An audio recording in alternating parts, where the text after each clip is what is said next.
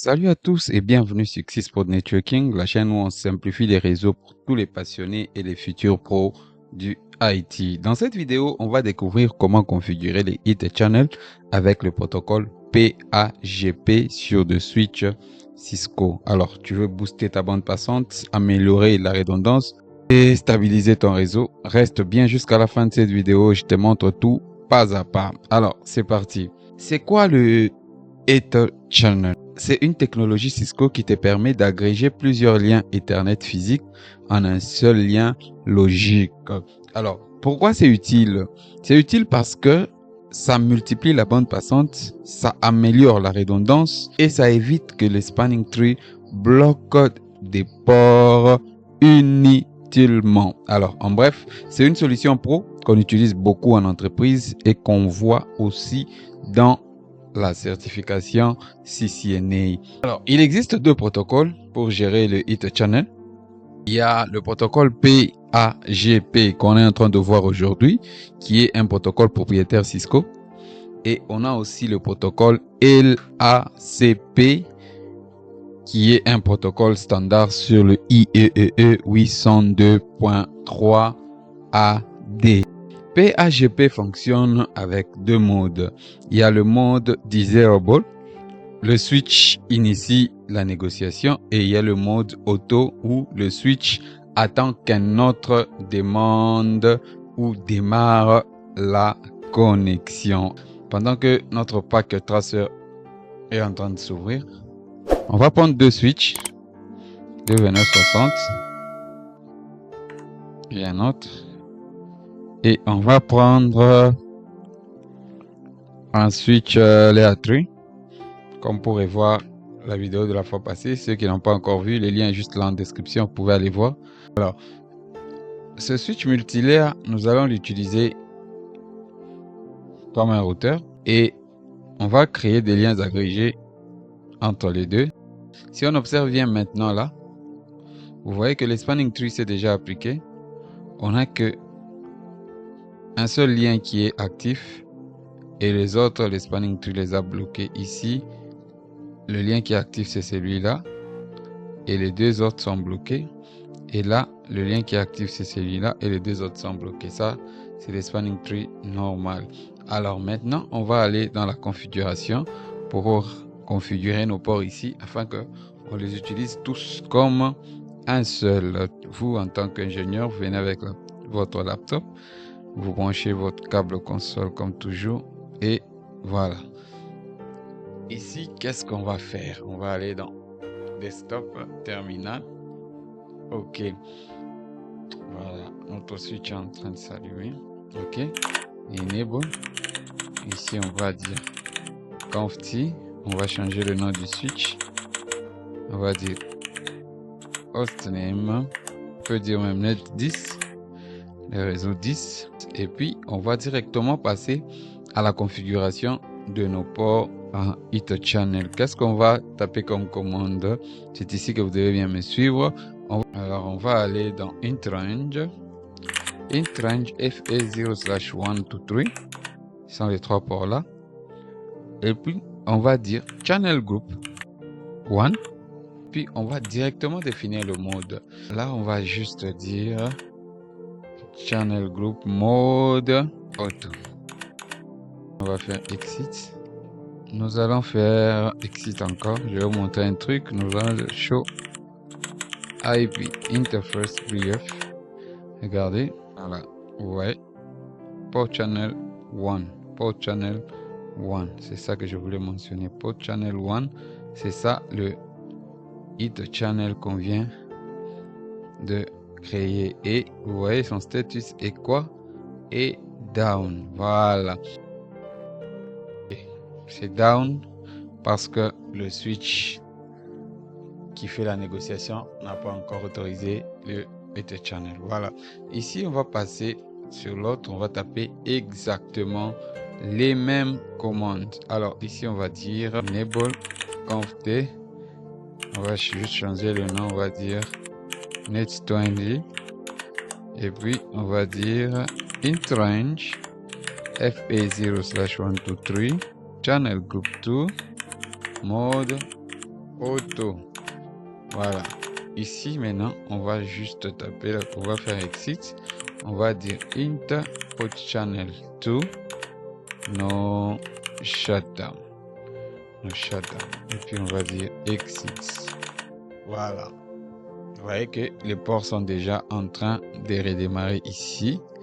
Voilà. Maintenant, comme ici, il y a auto, ici, il y a auto, il faut que le disable soit configuré ici pour que le switch les prenne tout en compte. Voilà, ici on va directement passer sur notre layer 3 switch. Voilà. Alors, quelque chose que je voulais encore mentionner. Regardez le layer 3 switch qu'on a utilisé. On a utilisé non enable show IP int brief. Regardez, le layer 3 qu'on utilise aujourd'hui, ça n'a que de port FA. On a utilisé les 3560 qui a des ports FA. Pourquoi? Parce que si on utilise des ports gigabit ici et des ports fast ethernet ici, le IT channel ne va pas faire la négociation. C'est pour ça que j'ai pris ce layer 3 switch avec les ports fast ethernet pour que on ait les mêmes ports, la même vitesse pour bien faire le IT channel. Ça, c'est juste une parenthèse. Alors, ici, on va directement configurer notre layer 3 switch en disable pour on va dire int range conf d'abord int range fa 0/123 switch port qu'est-ce que je dis, channel group, faut que ça corresponde, channel group 1 mode disable. Directement le protocole PHP s'active. Regardez les états de port. Les ports commencent à redémarrer. Qu'est-ce que moi je veux dire? Je veux dire exit. Je veux dire int port channel 1 no shutdown. Voilà. Les ports sont en train de redémarrer déjà. Ici, je fais exit. Je vais faire directement de l'autre côté int range fa 0/123 4 to 6. 1, 2, 3, 4, 5, 6, 4 to 6. Et puis je veux dire channel group 2 mode disable. Regardez, les ports redémarrent directement. Et puis je peux dire port interface port channel 2 no shut no shutdown. Et puis je fais exit. Vous avez vu, les ports sont en train de redémarrer et le spanning tree n'aura pas lieu parce que tous ces trois ports seront considérés comme un seul qui est le port channel 1. Regardez ce que ça donne ici. Show. Si je fais exit, je fais show IP interface brief. Regardez. Nous avons un port channel 1 et un port channel 2 qui sont up. Regardez, si je fais show et channel summary pour vérifier, nous avons le port channel 1, PO1, avec quel protocole PHP qui prend quel port FA1, FA2 et FA3. Même chose ici et là. Alors, nous avons dit que ce switch ici sera utilisé comme un routeur pour que ça nous permette de pinguer les réseaux 888 de Google, donc d'accéder à Internet. Voilà. Ben, allons sur cette machine. On va essayer de pinguer Google 8.8888 ipconfig. Voilà, c'est le 10.10. Alors, ping. Oh. 8.8.8.8. Regardez ce que ça donne. Ça ne passera jamais. Voilà. Pourquoi? Parce que il n'y a pas de passerelle. Ok. Les pings ici, on va les laisser en train de tourner. On rentre maintenant sur notre switch ici, Layer 3. On va s'attaquer à nos ports channel. Ici, on va juste dire, voilà, on va juste dire conft et puis on dit int port channel 1, voilà, int po1, c'est ça qu'on a vu ici, hein? po1. Ici, on va juste taper int po1. Voilà, on est dans interface. On va dire d'abord no switch ports pour que ça devienne des interfaces de routeur, pas no shutdown, no switch ports. Et puis on va directement leur donner les adresses IP. IP address, on va dire 192.168.10.1, puis on met le masque. Voilà. No shutdown, on fait exit, on fait l'autre interface int po2,